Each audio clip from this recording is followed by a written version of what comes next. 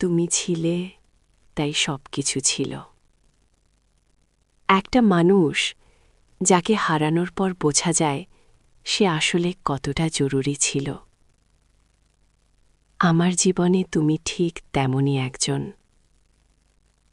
প্রতিদিন সকালে ঘুম ভাঙত তোমার মেসেজে, আর রাত শেষ হতো তোমার শুভরাত্রিতে। তখন বুঝিনি এই ছোট ছোট কথাগুলোই একদিন আমার সবচেয়ে বড় অভাব হয়ে দাঁড়াবে।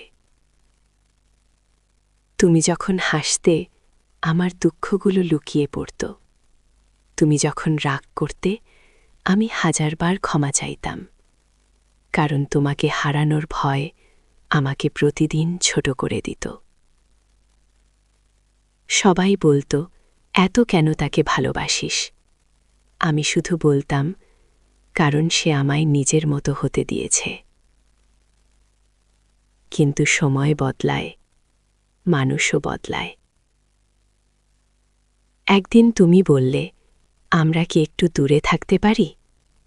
সেই একটু দূরে শব্দটাই আমাদের মাঝখানে পাহাড় হয়ে দাঁড়াল। আমি অপেক্ষা করলাম 3 সপ্তাহ, মাস। ভাবলাম তুমি ফিরবে, কারণ সত্যিকারের ভালোবাসা কখনো হারিয়ে যায় না। আমি এমনটাই বিশ্বাস করতাম।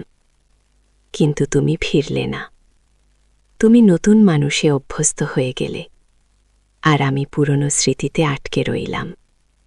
তোমার হাসি, তোমার অভিমান, তোমার বলা ছোট ছোট কথা, সব কিছু আজও আমার সাথে কথা বলে। রাতে ঘুম আসে না, কারণ ঘুম এলেই স্বপ্নে তুমি আসো, আর ঘুম ভাঙলে বুঝি তুমি আর আমার নও। শেষবার যখন তোমাকে দেখলাম আমি কিছু বলিনি, শুধু মনে মনে বলেছিলাম, যদি আবার জন্ম হয় তবু আমি তোমাকেই ভালোবাসব। কিছু ভালোবাসা গল্প হয়ে শেষ হয় না, সেগুলো মানুষটার ভেতর চিরদিন বেঁচে থাকে।